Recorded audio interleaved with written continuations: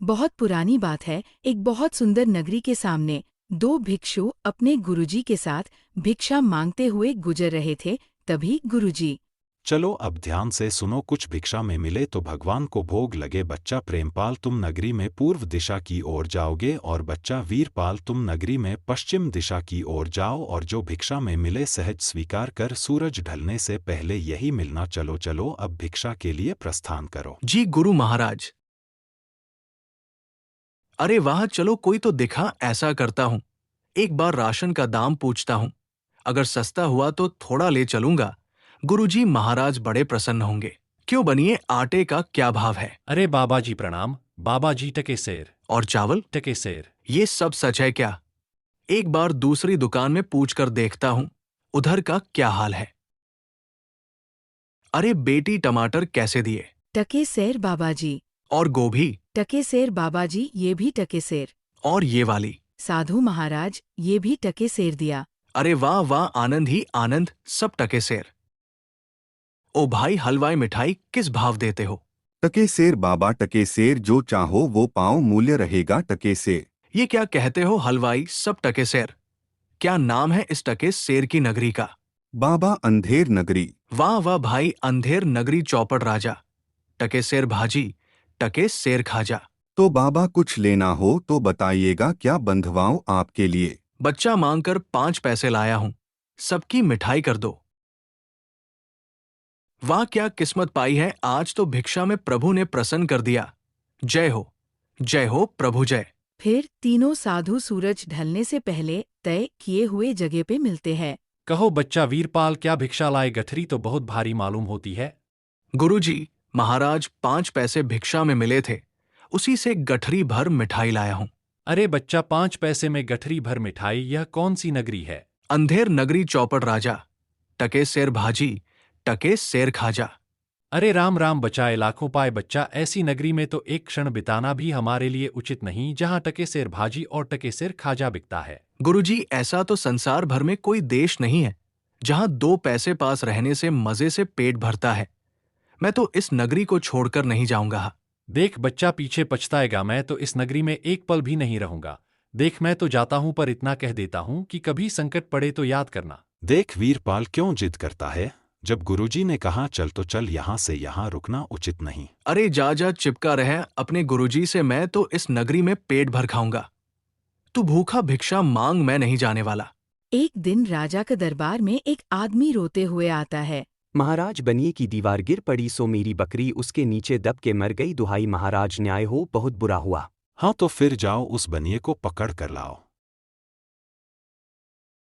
क्यों बनिए, यह कैसी दीवार बनवाई थी जो इसकी बकरी दबकर मर गई, बता। महाराज, मेरा कुछ दोष नहीं, कारीगर ने ऐसी दीवार बनाई कि गिर पड़ी। यह तो बेकसूर है, छोड़ दो इसे और कारीगर को पकड़ कर लाओ। सारा किया धरा उसी का है। क्यों कारीगर, इसकी बकरी क्यों मर गई? महाराज, मेरा कोई कसूर नहीं, चुने वाले ने चुना ही ऐसा खराब बनाया कि दीवार गिर पड़ी। अच्छा तो यह बात है, खैर उस चूने वाले को बुलाओ। क्यों चूने वाले, तुमने कारीगर को खराब चुना क्यों दिया, बताओ, नहीं तो तुम्हारी खैर नहीं।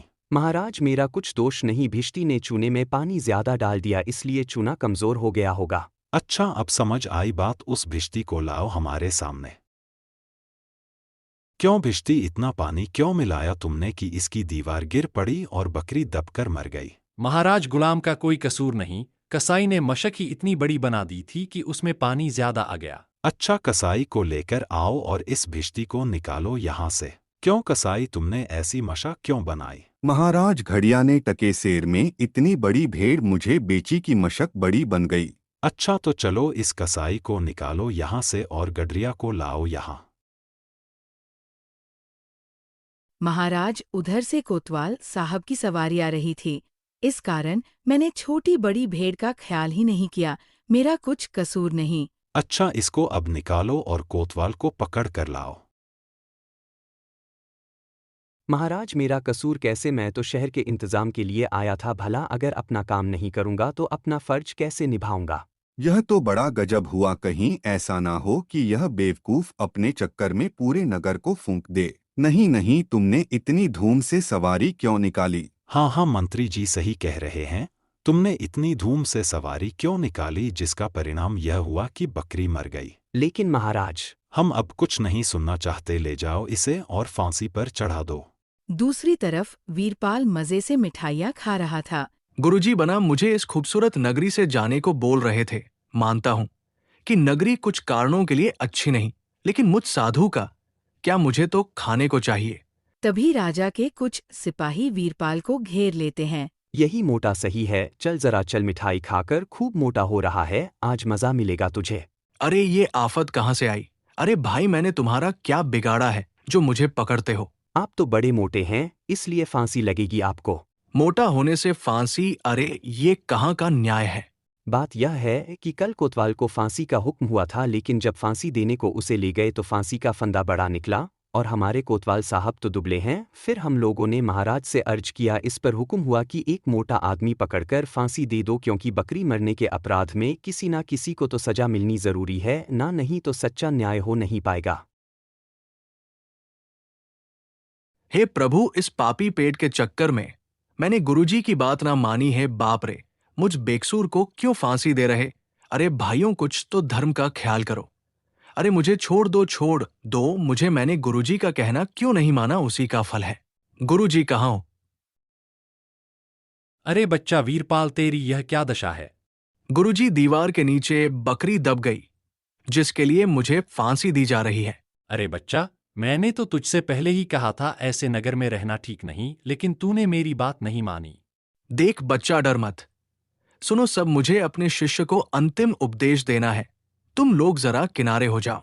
महाराज, हम पीछे हट जाते हैं, आप बेशक उपदेश दे सकते हैं। तब तो गुरुजी, हम अभी फांसी पर चढ़ेंगे। अरे नहीं बच्चा, हमने इतना समझाया नहीं मानता। हम बूढ़े हुए, हमको दो फांसी पर, भला तुम्हारा पूरा जीवन शेष है, मजे से गुजारो। नहीं गुरुजी, स्वर्ग जाने में बूढ़ा जवान क्या? भाई, यह क्या मामला है? अभी तक तो यह मोटा साधु रो रहा था, लेकिन अब यह पहले फांसी पर चढ़ने के लिए लड़ रहा है। महाराज को इसकी खबर देकर आता हूँ। सैनिक तुरंत महाराज के पास जाते हैं। महाराज, एक चेले से मिलने गुरु आया, कुछ कान में बोला, तभी से गुरु चेले में फांसी पर चढ़ने के लिए लड़ाई चल रही है। यह क्या माजरा है?